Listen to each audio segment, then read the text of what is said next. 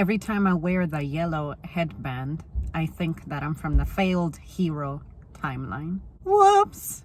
Today I have one of those videos where I express a little bit of detachment, I guess, with the topic because I really don't have anything to say, as shocking as it may be, or maybe not so shocking. I want to ask you guys what it is that you value monetarily. What would you pay for? This idea was actually triggered by some comments sections that I visit. An example that I can give is recently one of my favorite bands put out an album, and someone put in the comments something like, this person could sing the phone book and I would buy it, or say I would pay good money to have this person just sing one song for me. Little things like that. So that got me thinking, and I said, this is not the first time I see people making comments like that. I would pay for this, I would pay for that, and I would pay for the other. It also doesn't help that on social media, you get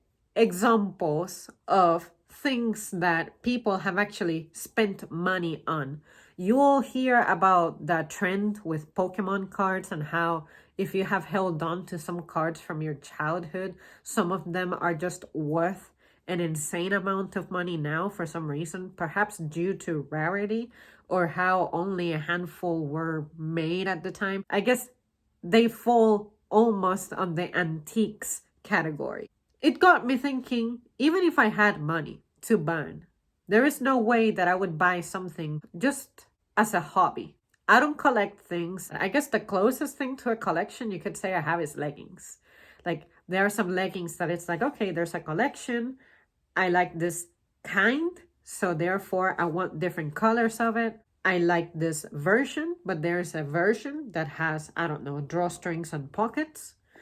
Let me indulge in that one. Little things like that. I'm pretty much sticking to the same thing. I was thinking about the channel and I thought, wow, I never talked to anybody about the things that I'm into, the things that I'm buying, the things that I'm obsessed with, except for leggings. When I thought about it, as deeply as I could, I thought to myself, I've never been someone like that.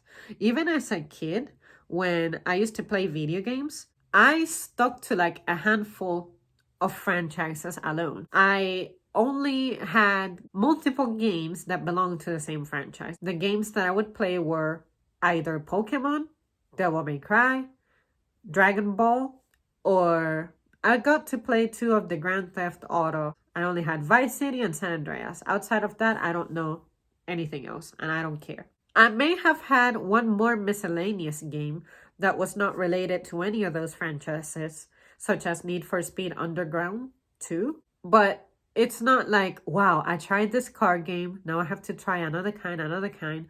The only other card game I had was Gran Turismo for the PlayStation 1, and then a NASCAR game for the N64, which was an absolute piece of trash. Yeah, when I thought about it for this topic, I said, there's gotta be something that I'm willing to spend good money on. And I said to myself, no. The only time I have spent money that I felt like, wow, I almost feel uncomfortable doing this, it was a pair of leggings that exceeded $50.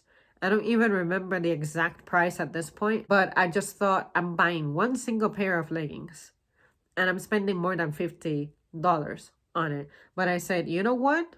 I gotta try them out. I gotta test them. I've never done this, especially not with this brand.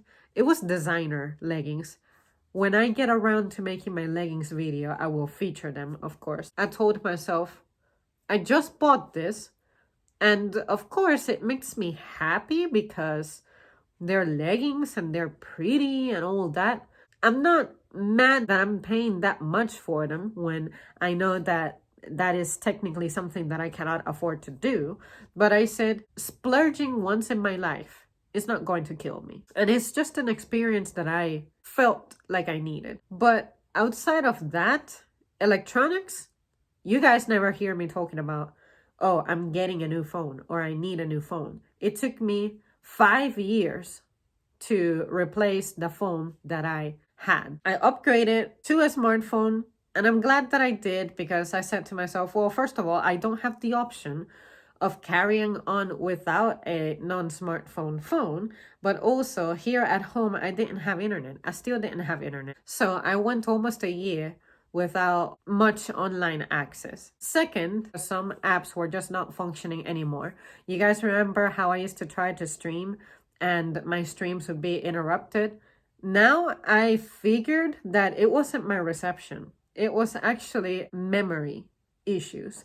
So my phone was doing that thing where it was acting like it didn't have much memory, even though I had deleted all the apps, all of the things in my photo albums, and I guess whatever software updates were available now, a little ass 16 gig phone just could not handle, especially a phone from 5 years ago. In a sense, this indulgence, my current phone, was something that was sort of pushed on me, but I'm also glad that it happened because now I actually have a whole lot more freedom. I don't have to stress about, oh man, I can only do one video at a time and it can only be so many minutes long because I need to have space for the original video and then the edited video to then delete the original video and then re-edit the edited video because I didn't have enough space to finish and then put those pieces together. So yeah, you guys, it used to suck for me to put out videos, but what matters is we made it, I made it work, I'm happy, and I'm still here. It's an experience that helped me grow, be creative, problem solve with limited tools, and I am happy with the outcome. With that said, that is an example of me at that time having needed an upgrade with technology, but first of all, financially, I was in no shape to get that done. But in a sense, it took that failure to sort of force in me upgrading. But it's not like this whole time I was thinking about, oh man, I need the iPhone 7. I need the iPhone 8. I need the iPhone, what is it, X, XR? I need the iPhone 11. I need the iPhone 12. Nothing like that. With those little examples, that's pretty much it for me, guys. I don't buy video games these days and I'm not thinking about them. And the video games that I did buy, it's been about a year since I bought any video games. And the only reason I bought one is because Dragon Ball Z Kakarot came out and I was hearing so many good things about it. It sounded like the game that I always wanted as a child.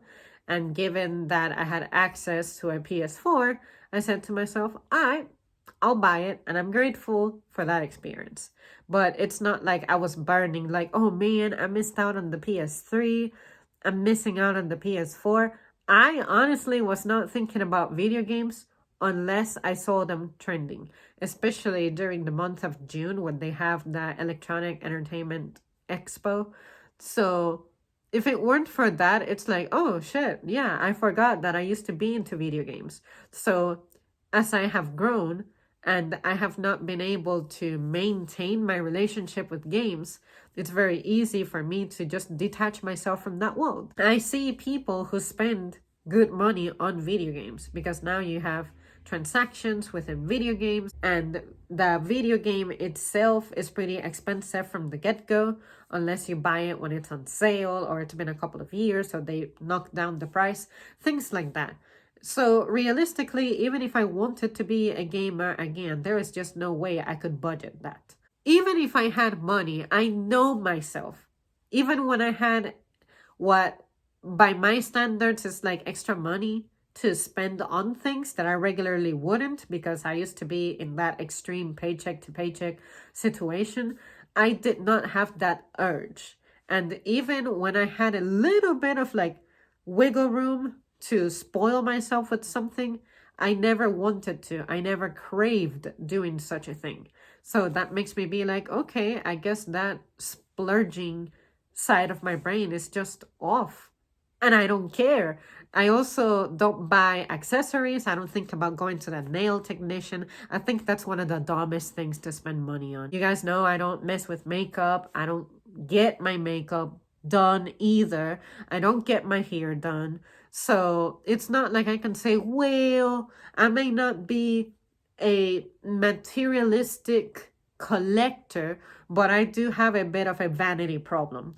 If collecting leggings is vanity, then okay? That's it. I'm not into any of that. Who you see now and who you have seen up to this point, that's pretty much me. My phase of figuring out who the fuck I am, what I want, what I like is over. It's been over. So if I haven't changed by now, I guarantee you I ain't going to. So yeah, you guys, those are some examples I guess I could share with you so that I could sort of get my mind going and have something to say on this matter to sort of assist the topic.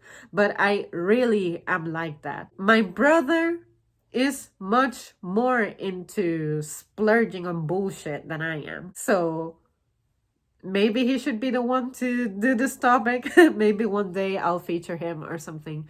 But I want to hear what you guys have to say because I find that some people can be somewhat similar to me. But I want to say that I may be one of the more extreme cases of people who just do not get any satisfaction out of buying shit.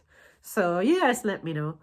It can be anything. Home decor, bedding, clothes, personal vanity, music stuff, games, phones, electronics, cars. I know of people who constantly are like switching out cars. You cannot hold on to a stupid car for some reason. You gotta like lease them, and every year or every 2 years you have like a new one, and you're like permanently renting a car. I couldn't do that. I like to own something. So anyways, I'm eager to hear what you guys have to say. All right, guys, that's it from me. Thank you so much for tuning in, and I will see you soon.